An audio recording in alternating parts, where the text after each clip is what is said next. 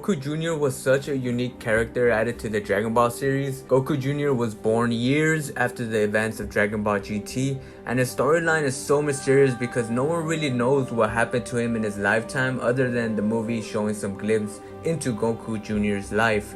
With this story, Dragon Ball Centuries changes this. This story takes place 100 years after the last sighting of Goku. In this storyline, Goku Jr. was not faced with any threat and has been living a pretty normal life from here on out. From being the grandson of Goku and Pan, Goku Jr. goes to school. Everything is as normal as it gets for a normal young kid like Goku. When in school, Goku Jr. feels a strange presence coming from the Hercule City, but then this girl came up to Goku, and this is what makes this story awesome, because this girl comes up to Goku and asks him if he's ever seen the new movie Battle of Gods. They make a reference from Dragon Ball Z Battle of Gods, and I think that's pretty cool about this story, is giving a glimpse of actually Dragon Ball Z and going to Dragon Ball Super. And now Goku Jr. has a date to watch Battle of Gods.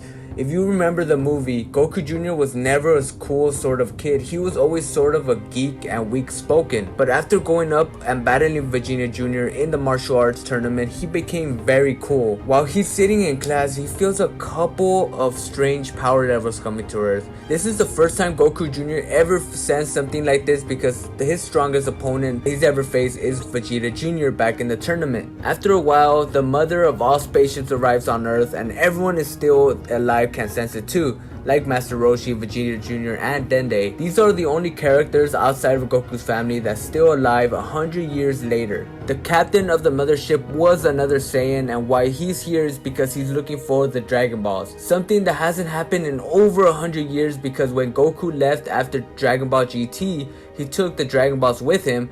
But now they're back, and Goku's home is where the 4-star Dragon Ball is. Straight away, Pan can sense this energy, and the Saiyan can also sense Pan's energy from there, and he knows exactly what he needs to do. So the Saiyan appears at Pan's house. First thing that he says is he will be taking the Dragon Balls with him, and the second thing is that he wants her dead. And like a Saiyan does, he went through with it. He kills Goku's granddaughter like if it's nothing. While Goku Jr. is out and enjoying his day, he still can sense some sort of strange energy, but when Pan dies, he just knows something is wrong.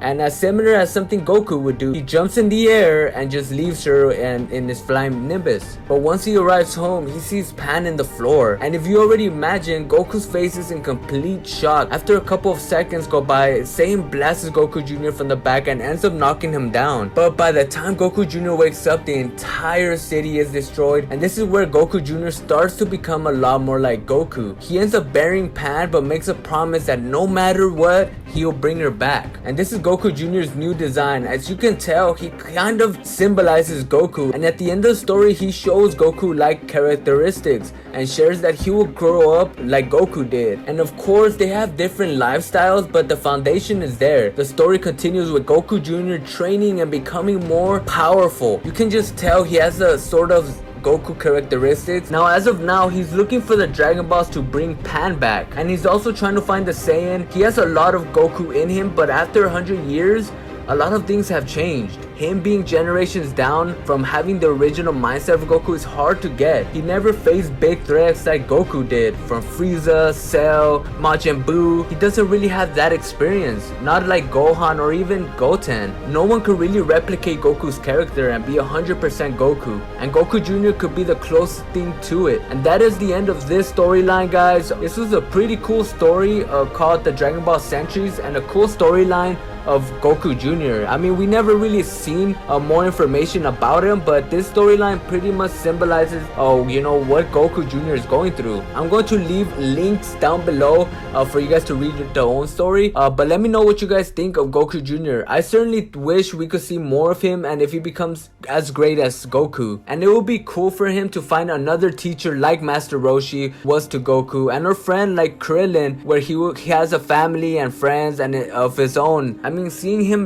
live by himself, now looking looking for the Dragon Balls to bring Pan back, and not knowing what's next for him in the future is pretty sad. And I would like Goku Jr. to find sort of like a mentor, teacher, father figure like Master Roshi was to Goku, and a friend, a family member, a brother, sort of like Krillin was to Goku. And I would like for him to have maybe a family of his own, friends of his own, just to have that as a fighting fuel like Goku did. And he always, you know, had more motivation to fight because of his family, and that's what gave him strength. Alright guys, that is the end of the story. Make sure you like the video, subscribe for more Dragon Ball, and I'll see you guys in the next Dragon Ball video.